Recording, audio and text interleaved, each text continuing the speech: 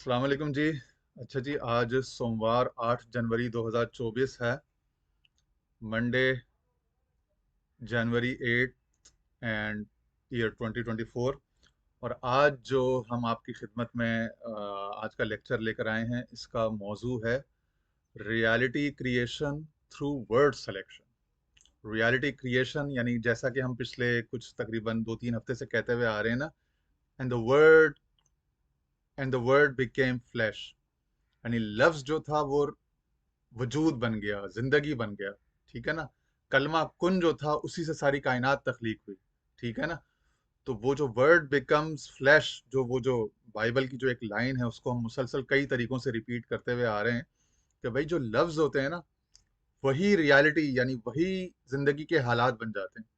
तो मुझसे किसी ने कहा था कि सर जी फिर ये बताएं कि हम जिंदगी के अगर हालात में तब्दीली चाहते हैं, हालात में बेहतरी चाहते हैं, तो नए हालात के लिए कौन से अल्फाज का इस्तेमाल करें, कौन से words we should choose to use, कि जिसके नतीजे में हमारी जिंदगी की एक नई रियलिटी क्रिएट हो। तो उसके लिए आज एक डेडिकेटेड लेक्चर में लेकर आया हूँ।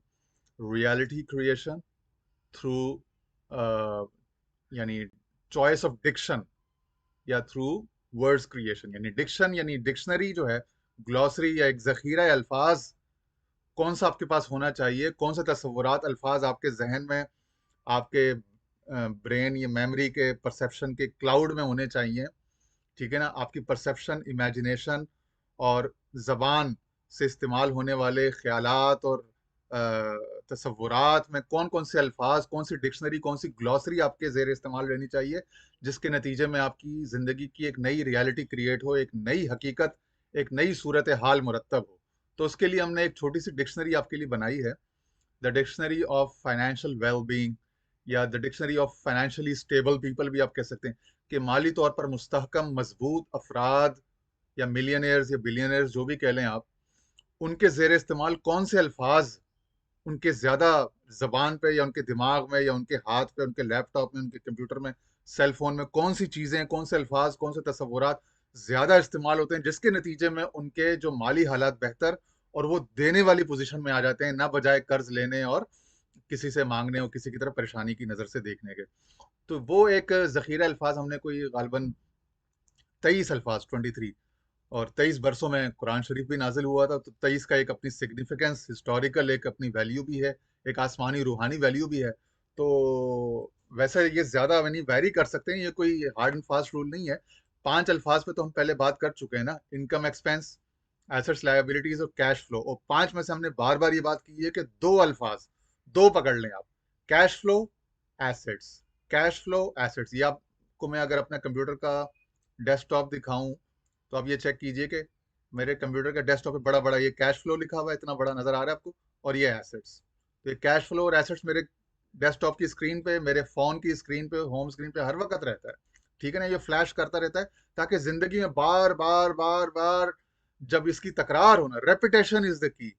रेपिटेशन जो है ना, जो तकरार जो है किसी लफ्ज की, किसी तस्वुर की, किसी कॉन्सेप्ट, किसी आइडिया की, बार बार, यानी देखें ना आप, अगर आप ब्रूसली बनना है, आपको आर्नल्ड बनना है, तो बार बार रेप्स, रेपिटेशन, बार बार तकरार, यानी उसने अगर ये अपना ट्राइसेप या बाइसेप, अपना ट्राइसेप या बाइसेप या ट्राइसेप बनाना है, तो वो बार बार एक खास किस्म की एक्सरसाइज यूं यूं करके वेट लेके जाएगा। शोल्डर बनाने हैं तो शोल्डर की एक्सरसाइज को यानी 10-10 रेप्स करेगा और 6 सेट्स लगाएगा एक दिन में।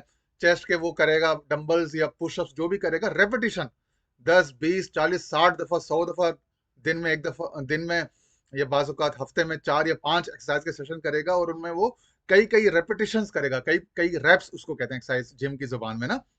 तो तकरार जरूरी है। एक हाफिज भी एक आयत का, एक लफ्ज का, एक रुकू का तकरार करता है, बार बार करता है, वो उसको याद हो जाता है। इतना याद हो जाता है कि हमने बचपन में एक्सपीरियंस किया कि हम जब सोते थे तो नींद में भी कुरान चल रहा होता था, स्कूल जाते थे तो खामखा जबान पे बेसाख्ता कुरान शरीफ की आयतें जारी हो जाती, क्योंकि हम शाम को वो कुछ सूरतें हिफ्ज करने के लिए जाते थे। तो ये जब आप तकरार करते हो ना, तो वो आपका लाशऊर, यानी आपका शऊरी कोशिश के बगैर वो चीजें खुद ब खुद काम करने लग जाती हैं। उसी से फिर आपका बनता है बिजनेस एक्यूमेन। कहते हैं ना, फ्लां शख्स का बिजनेस एक्यूमेन बड़ा जबरदस्त है, यानी उसकी business decision, business wisdom, business उसकी स्ट्रेटेजी जो ना, वो बड़ी जबरदस्त है। तो वो एक्यूमेन डेवलप होता है, वो सबकॉन्शियस आपकी फिर कंडीशनिंग ब्रेन की ऐसी ऐसी हो जाती है कि आप राइट टाइम पे राइट डिसीजन लेते हो, राइट सौदा करते हो, राइट डील को लेते हो, या किसी चीज को छोड़ना हो, किसी पार्टनर को लेना हो, छोड़ना हो, तो वो एक्यूमेन बन जाता है। जब आप इन अल्फाज के गिर्द अपनी जिंदगी को घुमा लोगे और अपनी जिंदगी को इन अल्फाज के गिर्द इसके अंदर ले आओगे, इस डिक्शनरी एक छोटी सी बना दी है, एक सफे की, इसका स्क्रीनशॉट भी मैं शेयर कर दूंगा, तो फिर इसी हवाले से रियलिटी क्रिएट, यानी इसी हवाले से हालात तरतीब मुरतब होने लग जाएंगे, क्योंकि अल्फाज जो है ना वो क्रिएटिव है। अल्फाज जो है उनमें तख्लीकी सलाहियत है, तकवीनी सलाहियत है, कुन फयकून जैसी ताकत, कुव्वत अल्लाह ने कलमा अल्फाज लफ्ज के अंदर रखी है। उस लफ्ज को ही अच्छा कर लो, पकड़ लो, तो उससे पॉजिटिव हालात इंशाल्लाह क्रिएट होने लग जाएंगे, सूरत हाल बेहतर हो जाएगी। ठीक है ना। पहला लफ्ज मैंने ब्लू किया और बाकी सब ब्लैक है। सबसे इंपॉर्टेंट जो है वो कैश फ्लो, इसको मैं मजीद थोड़ा सा बड़ा कर देता हूँ। कैश फ्लो सबसे अहम, आपने इसको रखना है, कैश फ्लो। उसके बाद फिर हम आ जाते हैं वही जिस तरह हम पहले करते हुए आ रहे हैं, इनकम एक्सपेंस, अकाउंटिंग की जुबान में P&L या प्रॉफिट एंड लॉस जिसे कहते हैं। फिर प्रॉफिट, ये लफ्ज बहुत अहम है, किसी भी डील में आपने देखना है कि लोग देखते हैं, डिस्कस करते हैं, आम लफ्ज है। लेवरेज, लेवरेज के कई सारे माना हैं, और जैसे आप ये समझ लें कि एक शख्स ने कुछ प्रॉपर्टीज किराए पे दी हुई हैं, तो वो उसके किराएदार जितने हैं वो उसके लिए लेवरेज बने हुए हैं। एक बंदा एक बिजनेस के लिए एक टूल को, एक स्ट्रेटेजी को इस्तेमाल करता है, उसी पे कैपिटलाइज करता है, उसी से प्रॉफिट जनरेट करता है, कैश फ्लो जनरेट करता है, वो शय उसके लिए लेवरेज का काम दे रही है। ठीक है ना।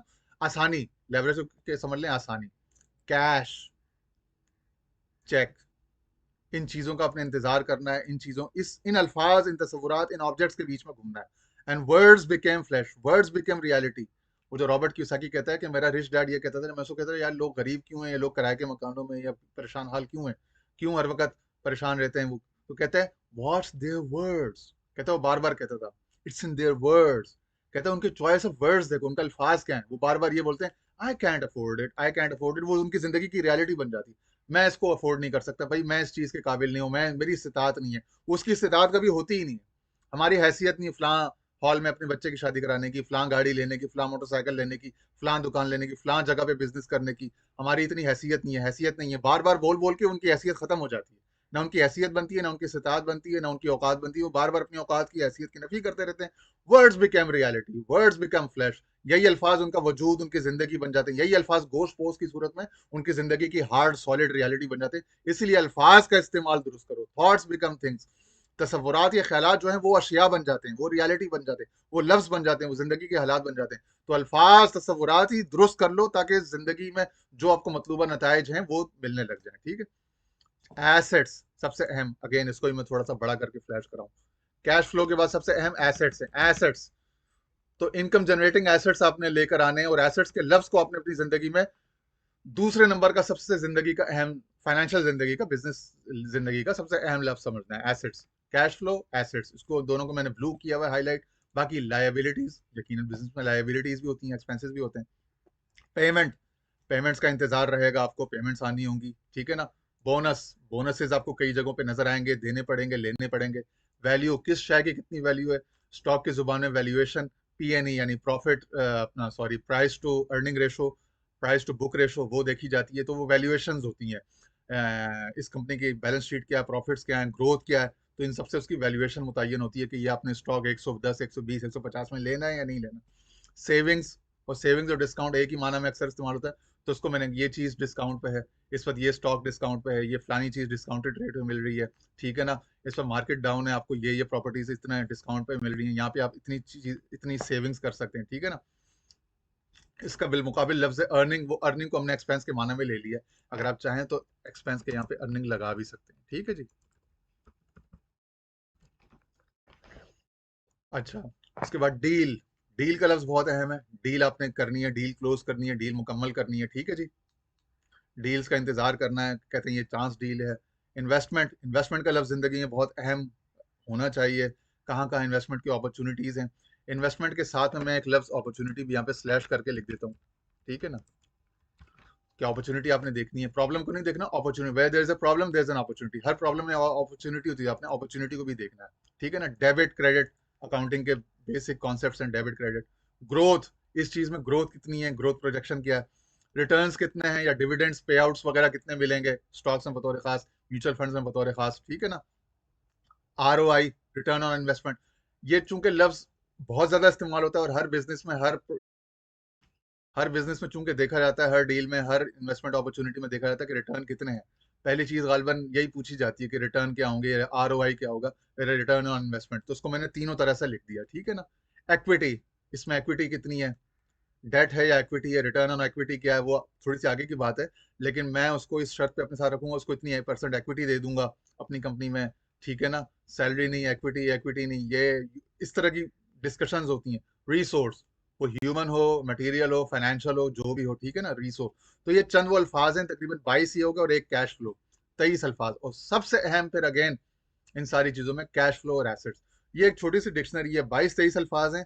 ये आप जिंदगी में इनको अपना हिर्ज जाम बना लें, वजीफा बना लें, विर्द बना लें, ये एक तावीज बना लें। ये समझ लें एक तावीज बना के अपने अपने गले में, अपने सीने में, अपनी मेमोरी में, अपने पर्स में लिख के या एक लटका दिया, या अपने बिजनेस में, अपने ऑफिस में, अपने सामने लिख के व्हाइट बोर्ड पे या ग्रीन बोर्ड पे लगा दिया, अपने सॉफ्ट बोर्ड पे। तो ये एक तावीज जैसा आपको दे दिया है फाइनेंशियल इंडिपेंडेंस, फाइनेंशियल फ्रीडम का, फाइनेंशियल वेलबींग एंड अपना आपकी इकोनॉमिक लाइफ का, आपकी बिजनेस एक्यूमेन के लिए, ताकि आपके बिजनेस की जो स्ट्रेटेजी है, विजन है, डिसीजन मेकिंग है, जजमेंट्स हैं, वो बेहतर हो जाए, नई रियलिटी क्रिएट हो, नए रिटर्न्स आए, नए हालात आए, नए जिंदगी में जो है आपको हल मिले, सॉल्यूशंस मिले।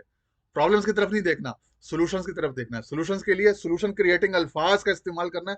उन अल्फाज के तहत, उन तस्वुरात के तहत जब जिंदगी को आप रीशेप या रिकन्फिगर करेंगे, तो इंशाल्लाह ऑटोमेटिकली नए रिजल्ट्स आने लग जाएंगे, बेहतर रिजल्ट जिंदगी में आने लग जाएंगे। यही यानी कि एक नई रियलिटी क्रिएट हो जाएगी, जिसमें आपके पास माली तौर पर, माशी तौर पर आपके पास इंशाल्लाह आसानी होगी खर्च करने की, और ज़िंदगी को गुजारने की आपके पास काफ़ी फ्रीडम, काफ़ी चॉइस इंशाल्लाह आपके पास होगी। अल्लाह ताला आपके ज़रिए से मखलूक को नफ़ा पहुँचाए, खल्क़ खुदा को, इस मुल्क को बहुत फ़ायदा हो। अल्लाह ताला हम सबका हामी नासिर हो, हम सबका निगहबान हो।